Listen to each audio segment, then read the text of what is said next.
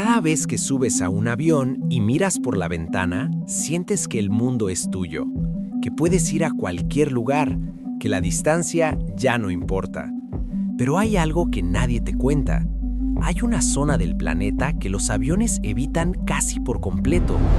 Un espacio tan enorme, tan profundo y tan silencioso que cruzarlo es una decisión que muy pocas aerolíneas en el mundo se atreven a tomar. Estamos hablando del Océano Pacífico, el más grande, el más profundo y quizás el más ignorado de todos. Y la pregunta es simple pero poderosa. Si los aviones pueden volar a casi cualquier parte del mundo, ¿por qué casi ninguno cruza el Pacífico? Abre cualquier aplicación de rastreo de vuelos en este momento. Puedes hacerlo ahora mismo mientras escuchas esto. Verás miles de puntitos moviéndose por Europa, por el Atlántico, por Asia, por Norteamérica. El cielo está lleno, pero ahora mueve el mapa hacia el centro del Pacífico, ese espacio inmenso entre Asia y América. Vacío, casi completamente vacío. Y eso no es un error. No es que los vuelos no se estén mostrando, es que simplemente no están. La pregunta es ¿por qué? Y la respuesta va mucho más allá de lo que cualquiera se imagina. Para entender esto, primero hay que destruir algo que creemos saber desde niños. Los mapas mienten, no porque alguien quiera engañarnos, sino porque es físicamente imposible representar una esfera en una superficie plana sin distorsionar algo. Cuando ves un mapa del mundo, Europa parece pequeña, Groenlandia parece enorme, y el Pacífico parece una barrera infinita entre dos continentes. Pero la realidad es completamente diferente. La Tierra es una esfera, y en una esfera, la ruta más corta entre dos puntos no es una línea recta como aparece en el mapa, es una curva. Una curva que, en la mayoría de los casos, sube hacia el norte, se acerca a los polos y baja del otro lado. A eso se le llama gran círculo. Y cambia todo lo que creías saber sobre cómo funcionan las rutas aéreas. Imagínate que quieres volar de Los Ángeles a Tokio. En un mapa plano, lo lógico sería trazar una línea horizontal que cruce el Pacífico por el centro. Parece obvio, parece directo, pero si haces eso en la Tierra real, estarías tomando una ruta mucho más larga de lo necesario. La ruta real, la más corta, sube hacia el norte, roza Alaska, bordea las islas Aleutianas y luego desciende hacia Japón. En el mapa plano parece un desvío enorme. En la realidad es el camino más eficiente. Y ese es el primer gran secreto que pocos pasajeros conocen. Pero hay algo más, algo invisible que mueve aviones como si fueran hojas en el viento. Algo que los pilotos estudian antes de cada vuelo largo y que puede significar la diferencia entre llegar una hora antes o una hora después. Se llama corriente en chorro y es probablemente la fuerza más subestimada de la aviación comercial. Las corrientes en chorro son bandas de viento que viajan a grandes altitudes, generalmente entre 9.000 y 12.000 metros sobre el nivel del mar. No son vientos normales, son columnas de aire que se mueven a velocidades que pueden superar los 300 kilómetros por hora. 300. Eso es casi la mitad de la velocidad de un avión comercial en pleno vuelo. Y casi siempre soplan en una sola dirección, de oeste a este.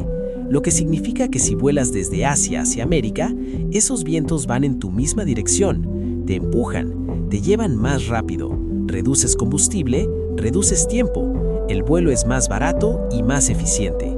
Pero si vuelas en sentido contrario, de América hacia Asia, esos mismos vientos te golpean de frente, frenan el avión, aumentan el consumo de combustible, alargan el vuelo. Y la solución no es pelear contra ellos, la solución es esquivarlos.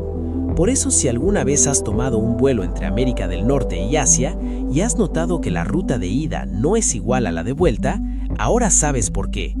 El avión que va hacia el oeste sube más al norte para alejarse de las corrientes. El que regresa hacia el este baja más al sur para montarse en ellas.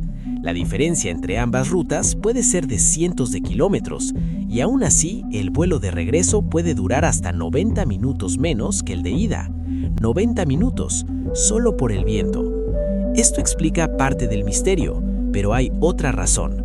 Una razón que tiene que ver con algo que nadie quiere pensar cuando está a 11.000 metros de altura en medio del océano más grande del mundo: las emergencias. Cuando un avión tiene un problema mecánico grave sobre tierra firme, la situación es difícil pero manejable. Hay aeropuertos en casi todas las direcciones. El piloto puede desviar el vuelo y aterrizar en minutos, pero cuando ese mismo problema ocurre sobre el Pacífico, el escenario cambia completamente. No hay aeropuertos, no hay tierra, solo océano. Miles y miles de kilómetros de agua en todas las direcciones. Y las regulaciones internacionales de aviación son muy claras al respecto.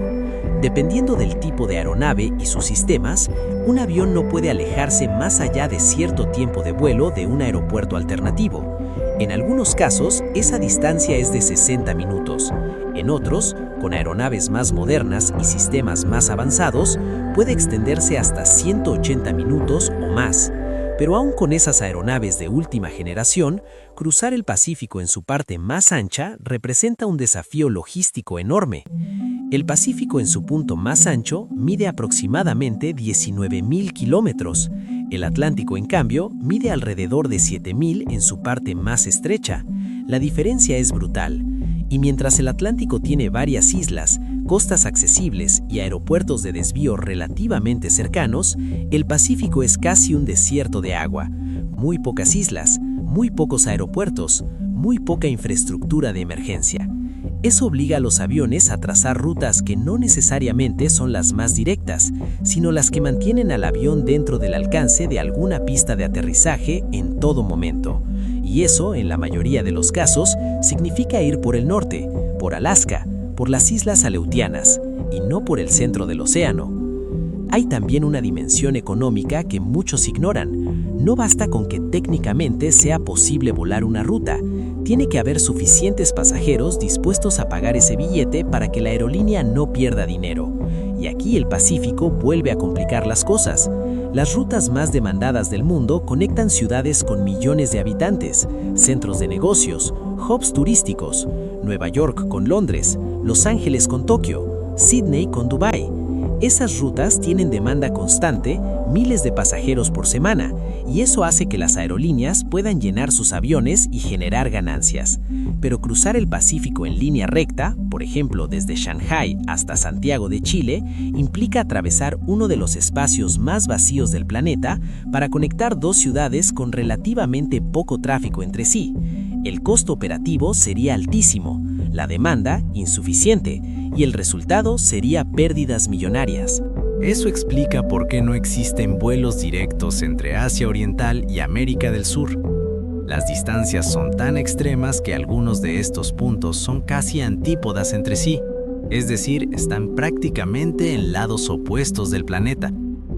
Ha habido intentos, aerolíneas que han probado rutas experimentales entre ciudades como Seúl y Buenos Aires, pero ninguna logró sostenerse. La ecuación no cierra. El combustible cuesta demasiado, los aviones se desgastan más y los asientos no se llenan lo suficiente. El Pacífico gana. Sin embargo, hay excepciones. Lugares que obligan a las aerolíneas a cruzar ese océano sin importar el costo ni la dificultad. Hawái es el ejemplo más claro.